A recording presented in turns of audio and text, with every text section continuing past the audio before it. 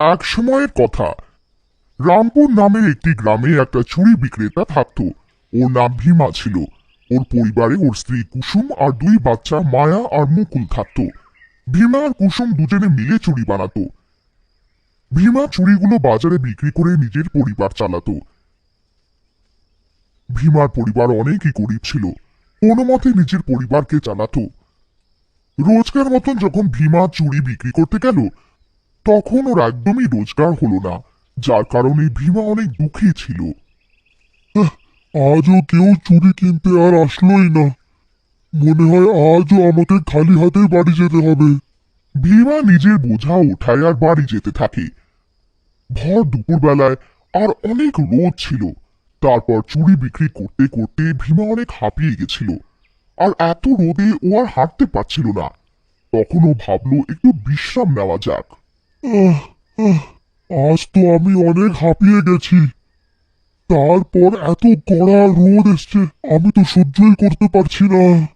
তখনই ভীমা একটা ঘন বড় গাছ দেখতে পায়।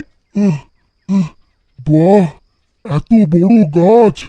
চলো, এই গাছটার নিচেই কিছুক্ষণ আমি বিশ্রাম নিয়ে ফেলি। ভীমা নিজের চুড়ির টুকরি ওই গাছের নিচে রেখে দেয়, আর নিজেও ওই টুকরিটার পাশে শুয়ে পড়ে। যেই গাছের নিচে ভীমা বিশ্রাম নিচ্ছিল, সেটা একটা পিপলের গাছ ছিল, যার উপরে একটি ডাইনি ছিল। ওই ডাইনি অনেক ভয়ানক আর বিশ্রী ছিল।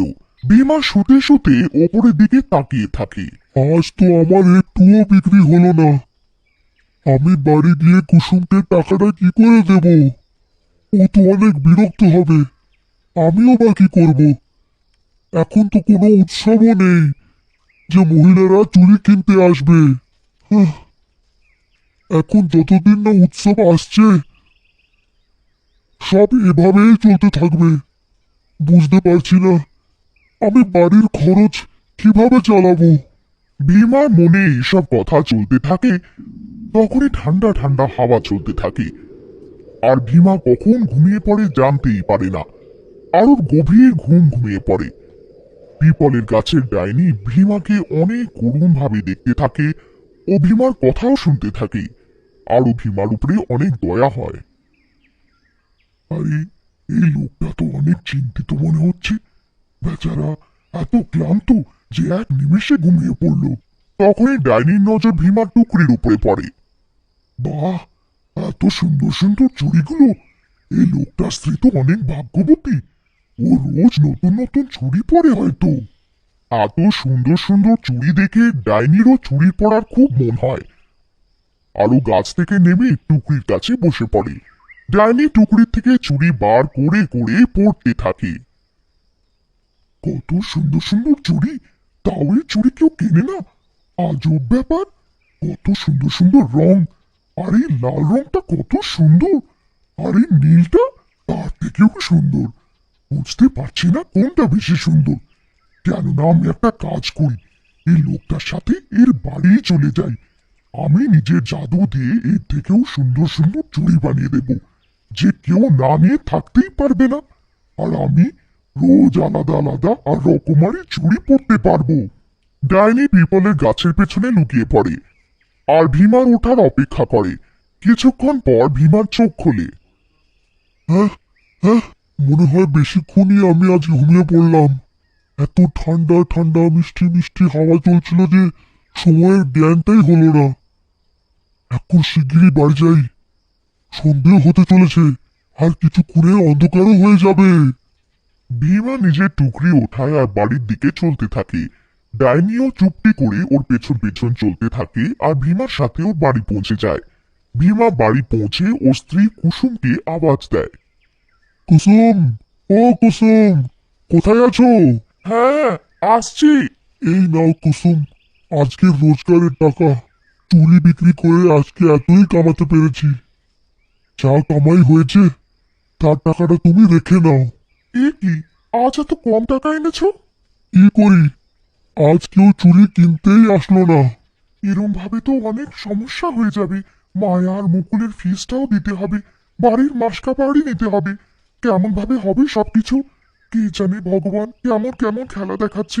এখন তো ভগবানই আমাদের মালিক। হ্যাঁ, তুমি চিন্তা করো না, আমি আরো সুন্দর সুন্দর চুড়ি বানাবো, যাতে আরো কামাই হতে পারে। আচ্ছা, তুমি এসব কথা ছাড়ো, আর বলো বাচ্চারা কোথায় আছে? ওরা তো তোমার অপেক্ষা করে কখন ঘুমিয়ে পড়েছে। ভীমা আর কুসুমের সব কথা ডাইনি শুনছিল। এই বেচারারা তো অনেক গরিব, এদের পেটে কত কষ্ট করে চলে হয়তো। আমার ভীমা আর কুসুমের জন্য কিছু একটা ভীমা আর কুসুম শুয়ে পড়ে আর পরের দিন তাড়াতাড়ি উঠে পড়ে। আমি বাড়ির সব কাজ তাড়াতাড়ি করে নিই, তারপর চুড়িগুলো বানাবো। আচ্ছা, তাড়াতাড়ি খাবার বেড়ে দাও। এমনিতেও আজ অনেক দেরি হয়ে গেছে, আমার চুড়ি বিক্রি করতেও যাওয়ার আছে। হ্যাঁ, এখনই আনছি। তারপর ভীমা খাবার খেয়ে চুড়ি বিক্রি করতে চলে যায়। ডাইনি ভীমার সাথে সাথে ওর পেছন পেছন চলে যায়, যার ইঙ্গিত ভীমা পায় না। ও জানেও না যে ডাইনি ওর সাথে যাচ্ছে। আরে বাহ, আজ ভীমার টুকরিতে অনেকগুলো চুড়ি আছে, আমি এর মধ্যে থেকে এক এক করে সব চুড়ি পরবো। ভীমা বাজার পৌঁছায় আর ডাক দিতে শুরু করে। ডাইনিও ওর টুকরির কাছে বসে পড়ে। চুড়ি নিয়ে নাও, সবুজ নীল লাল রকমারি চুড়ি নিয়ে নাও, রকমারি রঙের সুন্দর সুন্দর চুড়ি নিয়ে নাও। চুড়িওয়ালাই, চুড়িওয়ালাই। দাদা, ও চুড়িওয়ালা দাদা, একটু এসো তো, আমার কিছু চুড়ি নেওয়ার আছে। দেখাও তো কেমন কেমন চুড়ি আছে। এক্ষুনি আসছে দিদি ভাই। এই দেখুন, লাল লাল চুড়ি, কত সুন্দর না? দিদি ভাই, আপনার ফর্সা ফর্সা হাতে অনেক সুন্দর দেখাবে। বলুন, কত দর্জন দিয়ে দিই? আরে না দাদা, আমাকে এই সবুজ রঙের চুড়ি দেখাও তো। এক্ষুনি দেখাচ্ছি দিদি ভাই। এই দেখুন, সবুজ সবুজ ভালো ভালো চুড়ি, ভালো দেখতে না? হ্যাঁ ঠিক আছে, কিন্তু বেশি সুন্দর নয়। আরো সুন্দর সুন্দর চুড়ি আছে। আপনি আপনি নীল রঙেরটা দেখে নিন, আপনার ফর্সা ফর্সা হাতে সুন্দর দেখাবে এটা। না না, আমার এই সবুজ রংটা দিয়ে দাও। আপনি আরো একটু সুন্দর চুড়ি আনুন, যেটা দেখেই পছন্দ হয়ে যাবে। হ্যাঁ দিদি ভাই। আচ্ছা, এই নিন আপনার চুড়িগুলো। কত টাকা হলো? হ্যাঁ, 50 টাকা। মহিলা ভীমাকে টাকা দিয়ে দেয়। আমি ভালো ভালো চুড়ি কি করে বানাবো, সবাই ডিজাইনওয়ালা চুড়ি চাইছে। আচ্ছা, তো এখন সবার আরো সুন্দর চুড়ি চাই। চুড়িওয়ালাই, চুড়ি নিয়ে নাও চুড়িওয়ালাই, সবুজ সবুজ লাল লাল চুড়ি নিয়ে নাও চুড়ি। চুড়িওয়ালাই, চুড়িওয়ালাই, চুড়িওয়ালাই।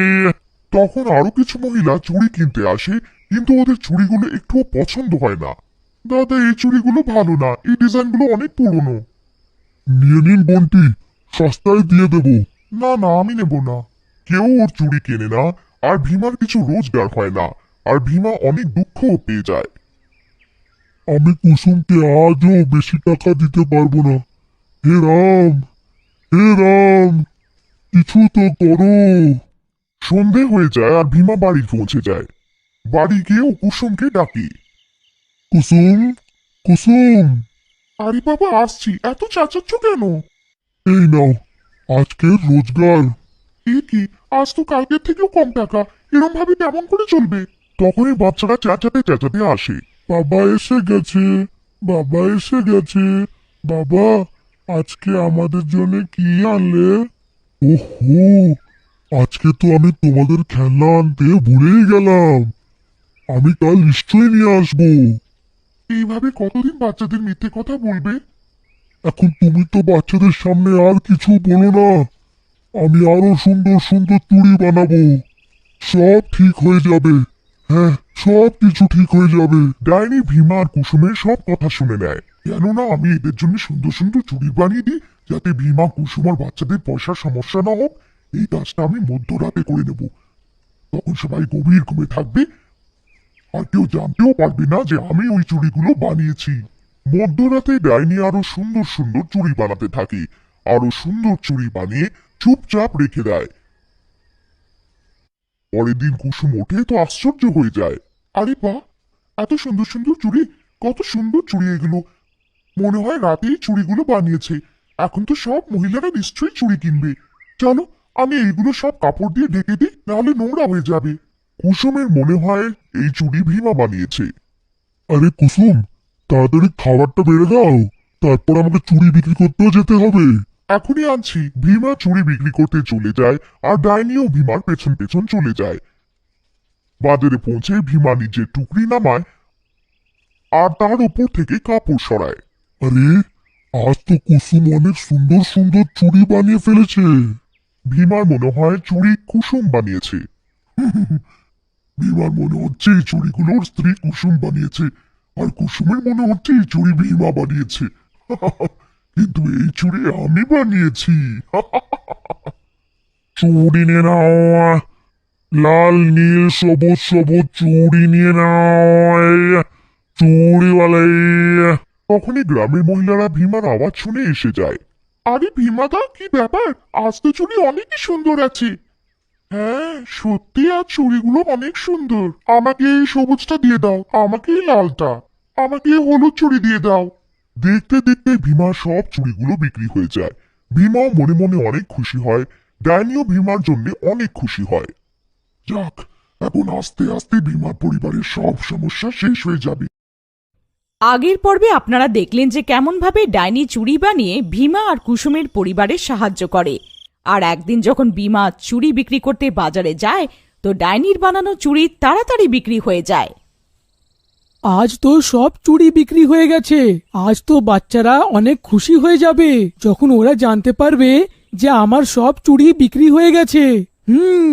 একটা কাজ করি, বাচ্চাদের জন্য খেলনা নিয়ে নি।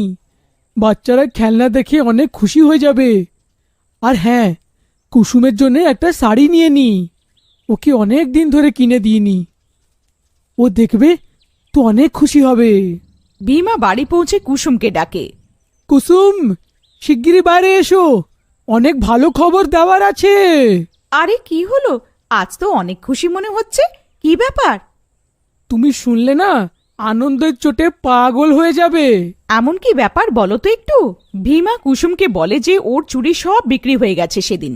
আরে, এটা তো অনেক খুশির খবর। ভীমা কুসুমকে সব টাকা দিয়ে দেয়। এত টাকা দেখে কুসুম অনেক খুশি হয়ে যায়। মুকুল, মায়া, এই নাও তোমাদের খেলনাগুলো। খেলনা? আরে বাহ, এটা তো অনেক সুন্দর বাবা। বাচ্চারা খেলনা দেখে অনেক খুশি হয়ে যায়। এখন শিগগিরই খেতে দিয়ে দাও, অনেক জোর খিদেও পেয়েছে আর অনেক ঘুমও পেয়েছে। ডাইনি ভীমার পরিবারের লোকেদের খুশি দেখে নিজেও অনেক খুশি হয়। আর যখন সবাই ঘুমিয়ে পড়ে, তখন ডাইনি চুড়ি বানাতে থাকে আর নিজেও চুড়ি পরে দেখে।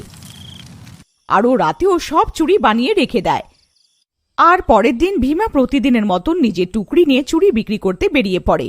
আর অন্য গ্রামে পৌঁছে ভীমা আওয়াজ দেয়, চুড়ি নিয়ে নাও, ভালো ভালো সুন্দর সুন্দর চুড়ি নিয়ে নাও চুড়িওয়ালাই। তখনই কিছু মহিলারা আসে আর দেখতে দেখতে ভীমার সব চুড়ি বিক্রি হয়ে যায়।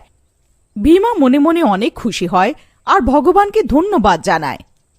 তারপর ভীমা বাড়ির দিকে চলে যায় আর বাড়ি পৌঁছে প্রতিদিনের মতন কুসুমকে ডাকে। কুসুম, শিগগিরই এসো। এত টাকা? হ্যাঁ, আজও আমাদের সব চুড়ি বিক্রি হয়ে গেছে। এখন তো ভীমার চুড়ির চাহিদা দিনের পর দিন বেড়েই যাচ্ছিল আর ওদের রোজগারও ভালো হচ্ছিল। একদিন ভীমা কুসুমকে বলে, কুসুম, এইসব তো তোমার পরিশ্রমের পরিণাম গো। তুমি যে এত সুন্দর সুন্দর চুড়ি বানাও। আরে কি বলছো? আমি চুড়ি বানাই? আমি তো ভাবলাম তুমি চুড়ি বানাচ্ছ। আমি চুড়ি বানাই না, তুমিও চুড়ি বানাও না, তাহলে কে চুড়িটা বানিয়ে যাচ্ছে কি করে জানা যাবে সেটা? ওদের এই ঘটনা রোজ রাতে চলতে থাকলো। ডাইনি রোজ রাতে সুন্দর সুন্দর চুড়ি বানাতো আর নিজেও চুড়ি পরে খুশি হতো। বিমার বাচ্চাদের খুশি দেখে ডাইনিও খুশি হতো। একদিনের কথা, রাতের সময় ছিল।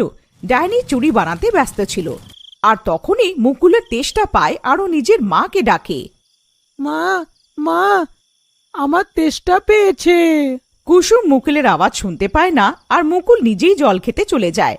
আরও দেখে যে অন্য ঘর থেকে চুরির আওয়াজ আসছে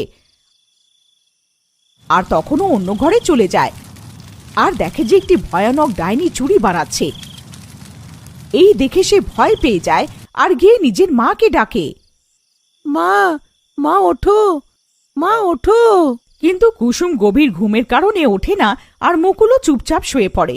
তার পরের দিন, মা, মা, জানো, কাল রাতে একটা ডাইনি আন্টি আমাদের চুড়ি বানাচ্ছিল। কি বলছিস, ডাইনি তাও আমার বাড়িতে? কুসুম মুকুলের কথায় বিশ্বাস করে না।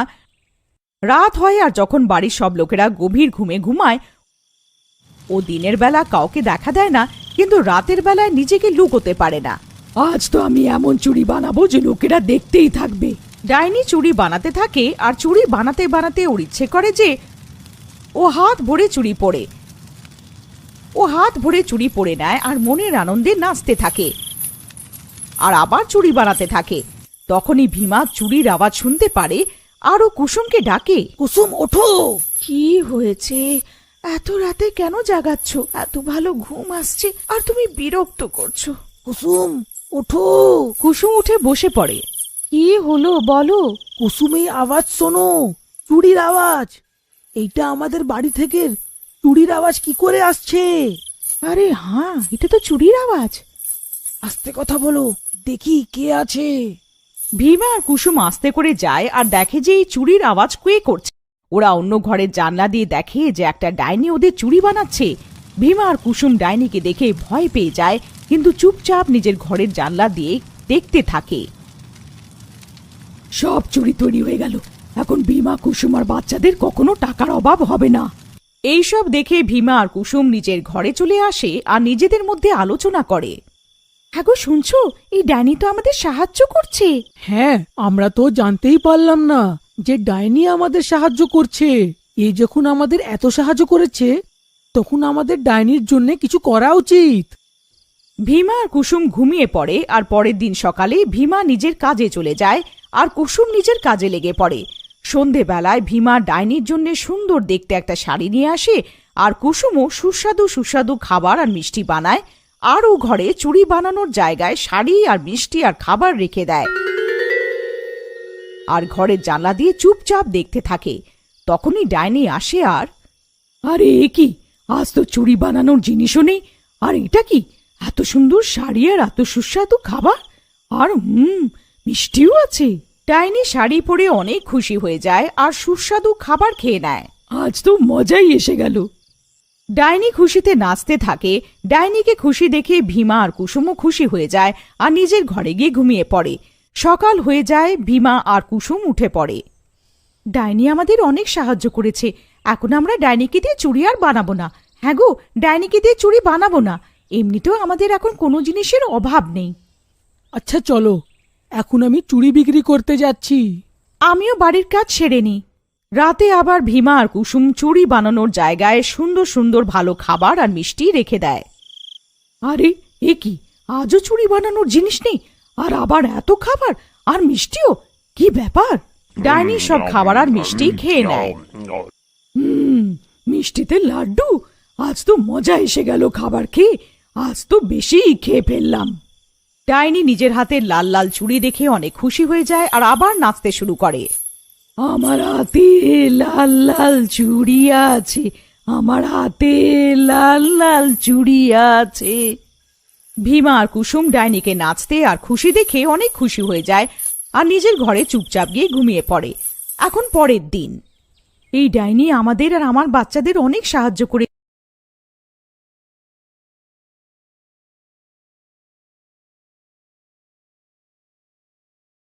কি হতো, এখন আমাদের ডাইনির জন্য কিছু করা উচিত। মানে, আমি কিছু বুঝলাম না।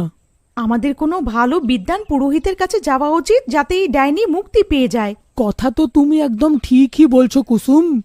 একটা পুরোহিত আছে যার ব্যাপারে আমি অনেক শুনেছি, ও অনেক ভালো পুরোহিত, ওই ডাইনিকে মুক্তি নিশ্চয়ই পাইয়ে দেবে। ভীমা আর কুসুম পুরোহিত মশাইয়ের কাছে চলে যায়। ভীমা ওনাকে ডাইনির ব্যাপারে সব কথা বলে। এইটা তো তোমরা দুজনে অনেক ভালো কাজ করছো, ওই ডাইনিকে মুক্তি পাইয়ে। পুরোহিত মশাই, ওই ডাইনি আমাদের পরিবারের জন্য অনেক কিছু করেছে, তো আমাদেরও কিছু দায়িত্ব থাকা উচিত ওই ডাইনিটার জন্যে। ওই ডাইনিটা নিশ্চয়ই মুক্তি পাবে। পুরোহিত ভীমা আর কুসুমকে বলে, আমায় তোমার বাড়িতে একটা অনেক বড় হোম আর যজ্ঞ করতে হবে। এই যজ্ঞ রাত 12টার সময় আরম্ভ হবে। ওই যজ্ঞ সারা রাত চলবে। তুমি কালকে ওই যজ্ঞ আর হোমের সব ব্যবস্থা করে রেখো, আমি কাল রাতে তোমার বাড়িতে আসব। রাত হয়, ভীমা আর কুসুম সব ব্যবস্থা করে রাখে। তোমরা দুজনে ঠিকভাবে হোমের ব্যবস্থা করে নিয়েছো তো? হ্যাঁ পুরোহিত মশাই, আমরা সব ব্যবস্থা করে নিয়েছি। ঠিক আছে, 12টাও বেজে গেছে, আমাদের পুজো আরম্ভ করে দেওয়া উচিত। পুরোহিত যজ্ঞ আরম্ভ করে দেয়। মন্ত্র জাপ হয়, যজ্ঞ হয়। তখনই ঘরের লাইট হঠাৎ করে জ্বলতে নিভতে থাকে আর জানলা থেকে আজব আজব আওয়াজ আসে। সবাই নিজের নিজের জায়গায় চুপ করে বসে থেকো, কেউ নিজের জায়গা থেকে নড়বে না, এই সব ডাইনি করছে। তখনই ঘরে হওয়া সব জিনিস ঠিক হয়ে যায় আর ডাইনি ওদের সামনে এসে যায়। এই পুরোহিত, তুই আমাকে কেন ডেকেছিস? কেন নিজের মৃত্যুকে ডাকছিস? আমি তোকে জ্যান্ত ছাড়বো না। আমি তোকে এই জন্য এইখানে ডেকেছি যাতে তুই মুক্তি পেতে পারিস। এই সব যজ্ঞ হোম ভীমা আর কুসুম করাচ্ছে, তুই এদের অনেক সাহায্য করেছিস, এরা চায় যে তুই মুক্তি পেয়ে যাস। এইসব শুনে ডাইনির চোখে জল এসে যায় আর ও কাঁদতে থাকে। আমি এত বছর ধরে ঘুরছিলাম। তখনই একটা বিদ্যুতের আলো আসে আর ডাইনি ওই আলোতে অদৃশ্য হয়ে যায়।